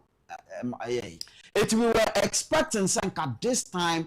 Kebia aban we so do bo kakra be makuafo na nkono nso so ono amakuafo some bailout bi but there may be some say cocoa a product and I walk akoton we are where you dey fim okuani ni dey no o dey amano enya sane sa so your problem is saying aya omoka cocoa for dey no the operational costs of cocoa board as a body almost staff aketua ne ade na etisen and a farmer no so de na wo de man no so tisen. Does that encourage someone to do it? That's the issue. Well, me woni entia koko ni woni sika wo de be ye ho adwuma eti no odi kan ton ma obi kura ansa na wati koko eti wo to a na wo do obi ade odi ama no na wo ti baby and also a problem. It's like we are failing to sell banana to the monkey. No, Nana, you see, share. Opala, what do you think? Mahama, na some more kind of say, Omubu process cocoa bear 70% to Ghana. A political talk, no craniama de beban. Because cocoa now cocoa process, and how many products now be now? Ubenya, it will give you, I think, about 3 products. Those products, no, cocoa butter. You need the market. Ewaha. Eti ekwan ben na abefa so unless you create the market. And sana krawa starts our process now. Then yes, sir. Cocoa butter no ebeka. Cocoa powder no will always go in tentem. But there can beka. Look, ya de niema nyina de agu kwans chance baakum. Ehwegu a eno ano no. What you say? Anka we anka cocoa problem be abase. Yam fan say banchi. You see, when Honorable Ken was going around, now or catch nkofo about and faso wo banchi so. It is here work cassava factories akese o Ghana ha, which are known in the market no e wo heya. All the pharmaceutical companies they know them. When you go to Ada salt no ho ye kontokwa ye twemanso Nigerians so import salt if you Brazil now oko North Africa so mo drinks ti se cocoa ne coffee ne ade omo no pa o cocoa untumi nye hwemfa ho a obeton de amom now after or whatever no Africa trade whatever what was it meant for? Yeah. Where Emira say we look at issues within. Make us some trouble. No way. Finland or Norway, who say omonya oil ne gas ni. Population Norway, Sweden, Denmark. Okomu na population boom Ghana dosu si. Yeah. Onya in Oshe Nigeria. Nigeria is infrastructure ye niama gege and then Nigeria we na brabo. Osemenko. Oshe Venezuela. No. No, yes okay. Ye niama no ye beto bi ni de invest e won crofon factories. Me can be see their worker cocoa butter. Now, e be no way. I will stick. I will. You first a Cadbury. Yeah. Cadbury to cocoa no de quite create jobs. And maninya more profit. Now, walk on no way one wako pisika. And now they are very cocoa. Or see any honor unless it's all on Robins at the market. Because a honor no subenya the bekoso. Oh, Mr. Fancy Pimoto, a yamid. What's a dream check-in? Number can say, the Ayak canina to say, Honorable Ken, to say, or a prophet, because the cracks of his policies was agro-processing, industrialization, exports. The rest were about 20% of the politicking. But the cracks of his, or the basis of his campaigning was based on these pillars. After the election, 1 or 2 weeks, the wind blew. what has happened. Cocoa, tomato. These are the issues. And can you so say, mine from even like 25 years ago, or from the inception of the fourth Republican Constitution around 1990s, if we had really prioritized agro-processing, industrialization, and import substitution, say this is the way to go, and then more cocoa board or Palugu tomato factory. And now we share parliament debate be or more. It was just so trivial and infantile, especially from the umbrella side, because some more accuse the MPP as usual, the same cocoa issue. Say if you had done the Palugu tomato factory, we wouldn't be here. The women wouldn't have gone to Burkina Faso to lose their lives. What the impudence! But they were also, just 2012, they were in power. Boss, Palugu factory was established in Dabeng, 1961. Yeah. If it was established 1961, but started operations around 1970s, early 70s, it was already fraught with problems after it was commissioned. So periodically, it was always facing challenges and eventually closed Dabeng 2014 under whose watch? NDC. Today they have the impudence to say it is you or MPP. They have the F1 tree. F1 tree. Now time I always say we if you say we pointing. Dialogue do me so and you was mene Nanaya Asante Yeboa, and then of course Isaac Clotte and ye di and komo ewo dwumedie so enche ye be so am a national agenda and so ababetwa so na yeah 24-hour economy Ira John Dramani Mahama edi trudua edi esi trokete so assign we ayemra ewo men say say ye wo 24-hour authority enti ye be hyase amom ho empunam enkofu be tokas akese abedem na ye hwe nia ede beba echire na time ayira John Dramani Mahama Asia ne cabinet na osensan sankrata no ma ye hwe mfoni ni bi na afa yentie na asem wode to Ghana fo nnanim na yenso yemedi ho nkomo ewa.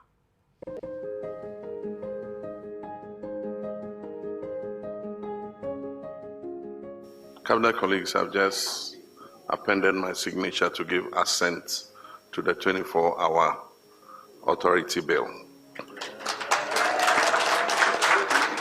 This is a bill Ghanaians have been waiting for. It was one of our flagship strategies for economic transformation. It's taking a while, but we needed to go patiently through the process to give legal effect to it. And so from now, we must move from strategy to implementation.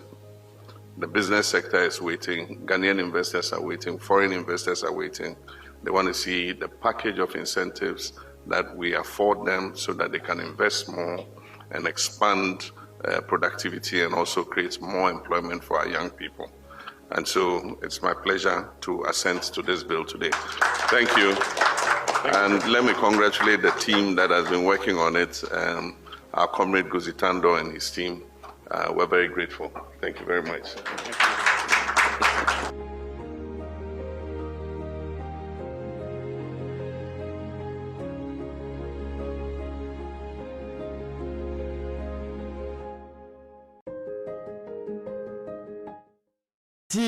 That was His Excellency John Dramani Mahama, Ghana Mampeni, and Okaye say all the strategies are more put it together in a book munsem. Now it is about time for them to implement all of them. Ti omo behweguo enema ma hihye nyina no ombehwe ni nyina gu fom amobi ehunu nia ewom na utie ne nensem ana oka with regards to packages are bani bia we say there's going to be a certain package of incentives ya omode bema businesses and other amomotimi grow kama any idea and then also and share would a can only a day no and irabusitano already no onya your friend is a ministerial benefits and what ye and as say no yeah be me say no minim so be shift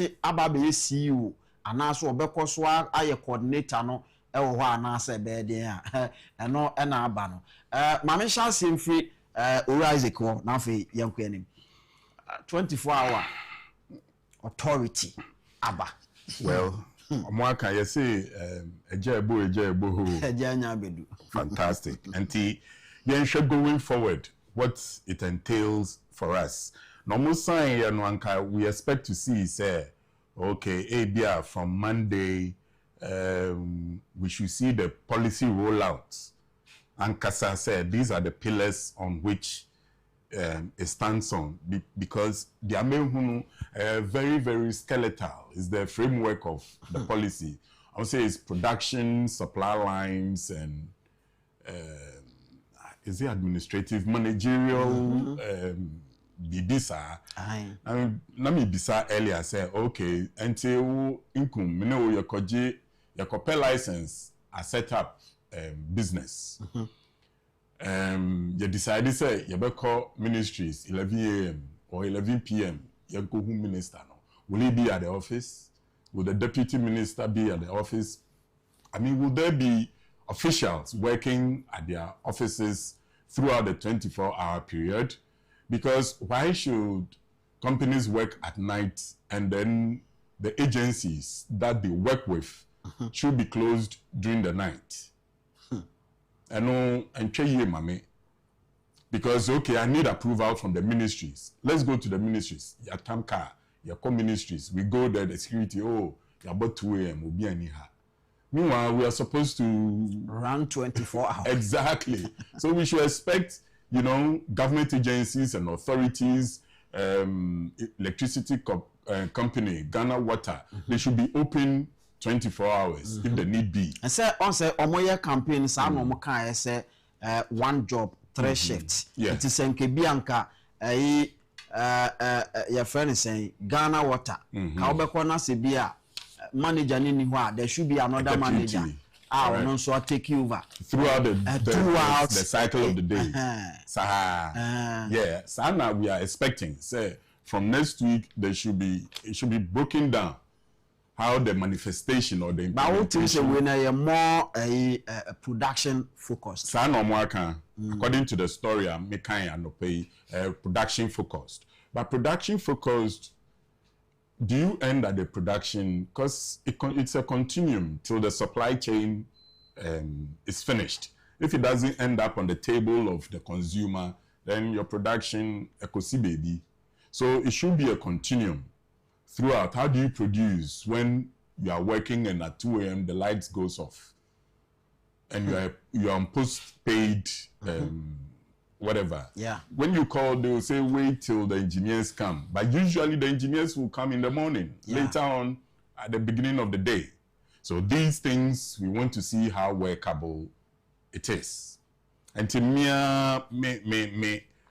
what I'm waiting to see is the breakdown, the manifestation. Say district assemblies, how do they support the local SMEs who are willing to do the 24-hour economy?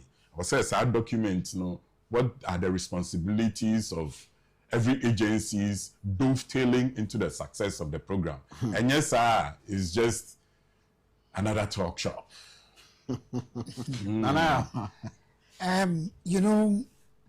Noam Chomsky, one of the best linguists in the world, Okasembi said, there are no miraculous answers to the problem that we face.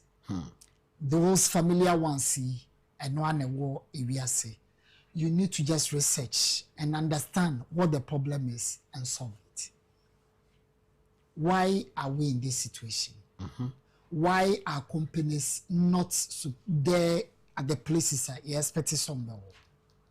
Adana kede enclave produce oil near the oil like you use na fesu ye di be semina ne ade adana so factories in ben na omo nye dwuma wo ho no accessibility. Accessibility. Nipa no adentina so bi ko bi factory eye plantain chips ewa agogo. Time ben na plantain chips na o maye anadwo no ebedu supermarket amankrofo ato. Accessibility. These are fundamentals ese wo de to ho. I thought say anka previous government ni ye kwan akokumase aka we so beka say you know what, let me talk double road na akokumase no. Let me talk to Niger, Burkina Faso, Mali. How mu use road much na yenye train enko. The reason why na ye what train services say okruma obroni way back 19 something our year timber, cocoa, bauxite, ya de beko port. Ti baby a cocoa ni timber ewo no eho no mo ye rail line ne mani nyina akoye. Enti wo pese obi ko bole bamboy na okobie factory na bia tomatoes a encourage omunye farm tomatoes ni wi a kwan be na mefa so a me de beba for exports any baby rail and I say airport and I say what tamaleni. But you know we just jumping. Me pacho Ghana water here 24 service 24-hour service. Yes, and pipe about 12 midnight and kiatum. Electricity 247, hospitals 247, police omunyina ye, factories are almost supply was through. Omu demand omu product also no, omu cost shift. Already it's in place. Suku essence ye nipa ye bedenti suku nko 24/7. Ebomu no womo ye school online no, it is there for you to go to school at any time. Like to say policy bisano. And yet for politics, if you want anything on any government platform, the previous government did something. Digital. So you can go on any government platform or agency in the night and do it. Will be electricity echo off. Now we meet our ya watona asa. Call online. Auto. Yeah. So what is it? The only thing is yes, we need to create something. But they will need certain ingredients for this thing to happen.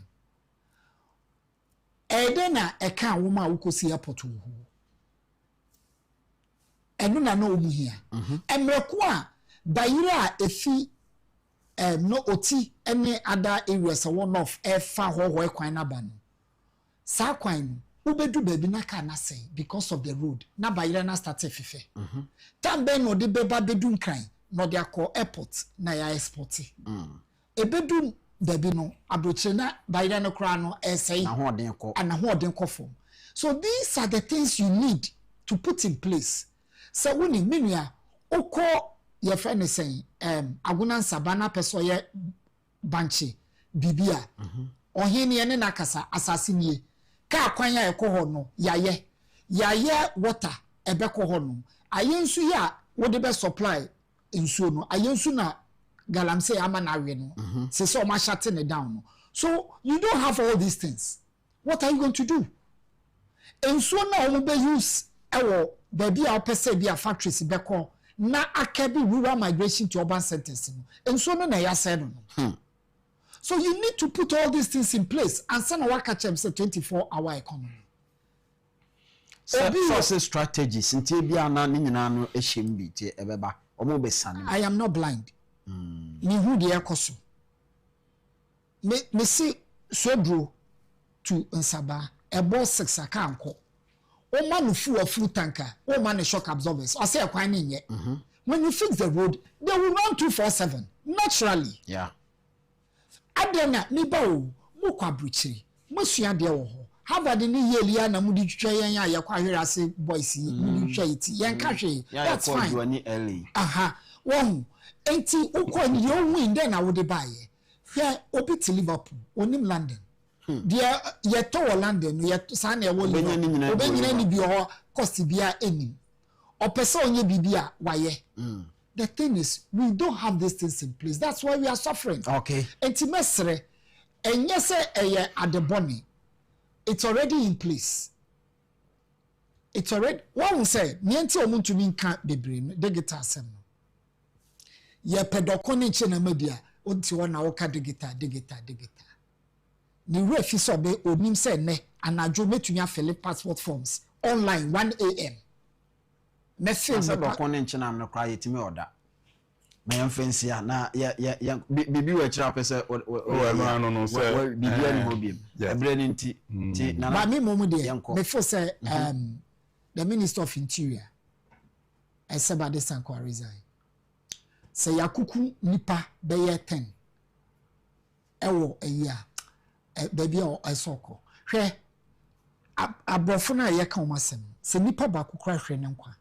Yese mami bia ayira wa America. Evia for ya wild. Hwehwem nipa ba kwa abrewa akwa wodi be 70 plus. Aha ye beka say 70 de wodi bia me hu se asu otwem wo ba bi se dia ya stop cars nyina na yanya abotrama owo etwem no ma ye fancy ya na e bi akire a wan hra ne ma beba no edoso abusua aha na edi sine na ye adofo bi birthday ye so ema nana ya amofa boache enso the national agenda atwaso na ene adofo bi birthday ti we Rosina Esel and Edahwe, happy birthday going out to you, Rosina Esel. May the good Lord answer all your secret prayers, and also may your smile not fade away. We minim baby free there na justice and a demamie. Eti happy birthday to you, Rosina Esel. Yankopon enshira. Now, edi we ebeye meden papa semenya ni yedi a we so ose happy birthday to grandma Joanna Laye. Is it Laye? Ana Laye. Okay. Happy birthday to grandma Joanna Laye. May God grant you good health and bless you. Best wishes from Nadia. And wade ma wo happy birthday. Eti na che say Nadia ne no. On said nhusu e wo ne ho kama. Awo Nyankopon hira no nto kwandem. Ye di si ye fra me Anthony Kofi Inkum daze metena mu edema Commodore. Wote nana ya asante ye boa enka sanso so na Isaac Clotte enso so wote ne nka se wo mbeboa ye me de brɛ. Nyame ya adoma adwada ebesanso ehia mempo mesan hia wawie na ya besi ni pen so ewa ha yakraw